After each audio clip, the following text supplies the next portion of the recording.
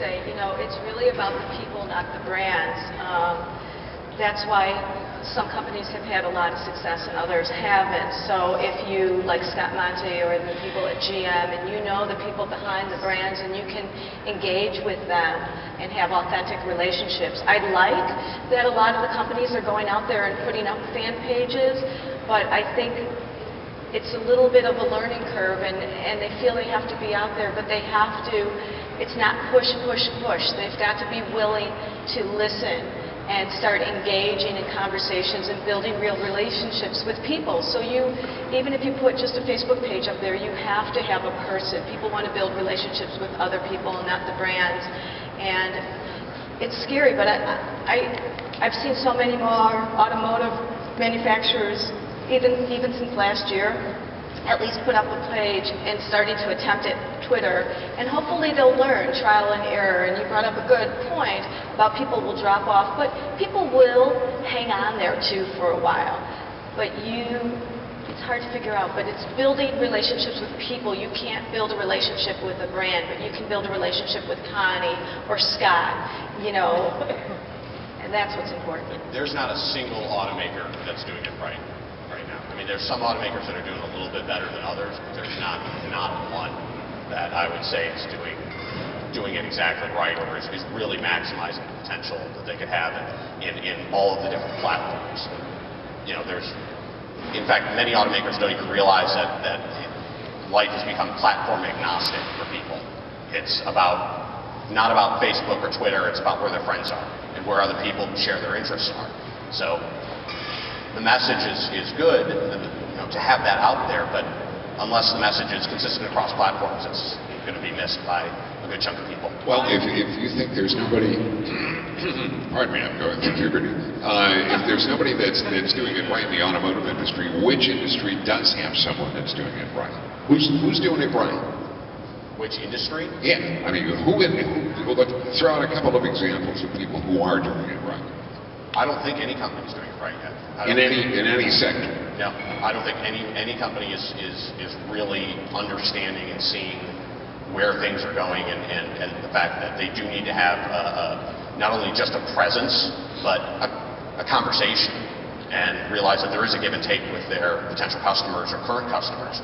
And I mean, I look on Twitter, and it's like a barren, wasteland of press releases, with the exception of a few guys out there like Adam over here in the front row, and other guys who are really out there and engaging automakers in specific conversations. There's not a whole lot out there. Well, I would argue that if the goal is to control the corporate message and to make sure that your message is represented out there, then you're just never going to be successful, because that's not what it's about. I would say that you have to let other people sort of define for you who you are by interacting with them. But I think the idea that one company can come in and just by having a Facebook page and being on Twitter and talking to people, that somehow people are going to believe about your company exactly the way you want them to, that's just a myth. I don't think that will ever happen, no matter where the internet goes. And I just wanted to add to that, because you did ask who's doing it right, and it is hard to point to anybody that's doing it exactly right. But I think that if you realize that you really are no longer in charge of your message, that your consumers are out there right now as we're sitting here creating content about you. They're creating a YouTube video, they're tweeting about you, they're whirling about you right now. And you have to be out there at least actively listening to see what's going on. Take the time to listen, take the time to start joining some of the conversations. Don't start pushing. People think of car dealers and the car dealer ads that come on, the one that's the loudest is the better.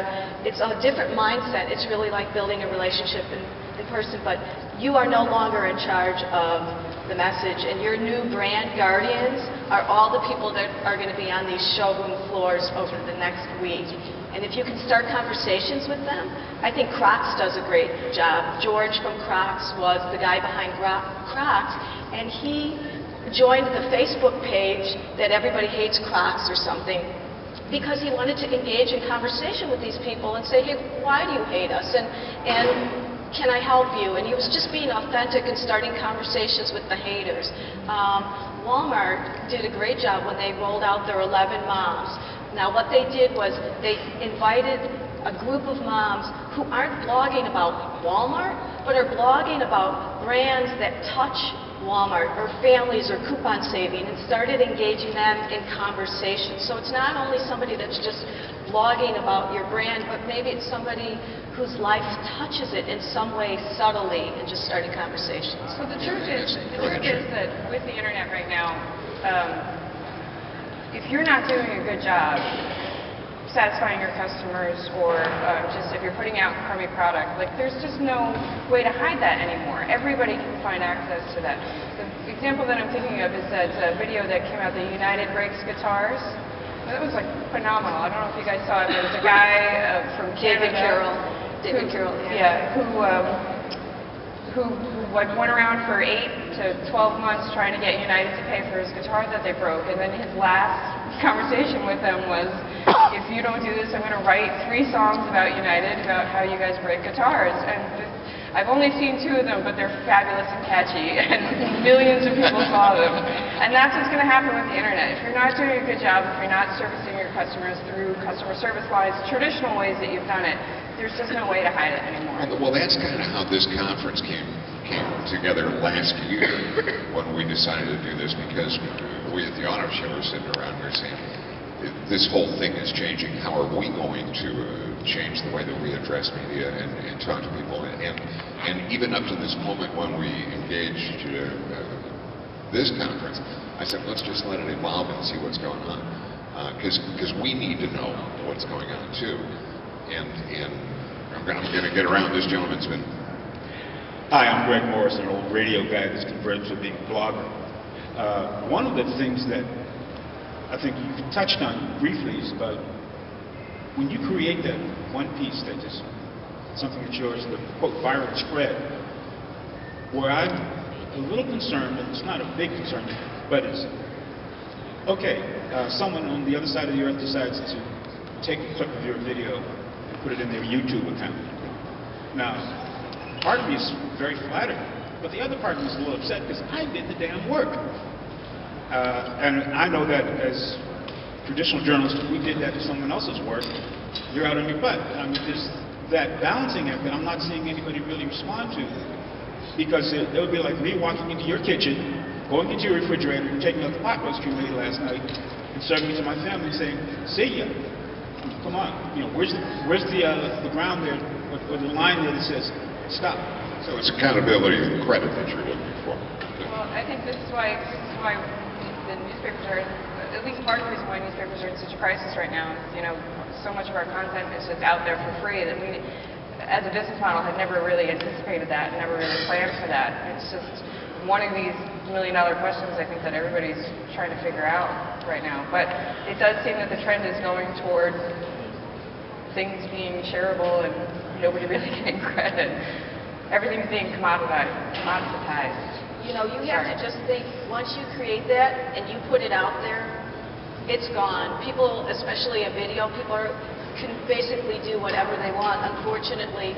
But if you build brand you and you are you know, it's all about, help me say what I'm trying to say, but it's kind of like once you create that YouTube video or whatever and you throw it out there, it's gone, and people are going to take it and manipulate it. Look at all the commercials, parody of commercials that people put on YouTube.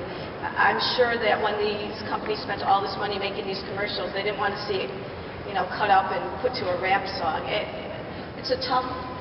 Just like corporations need to realize that they no longer control their, their image on their own, that the information, the data, the assets that they put out, whether it's press photos, whether it's press videos, are going to get remixed and remashed in different ways, and it's totally beyond their control, and they're not going to have the ability to be able to hold that, hold that license over that product anymore. We as content creators need to realize that that's the case with our content.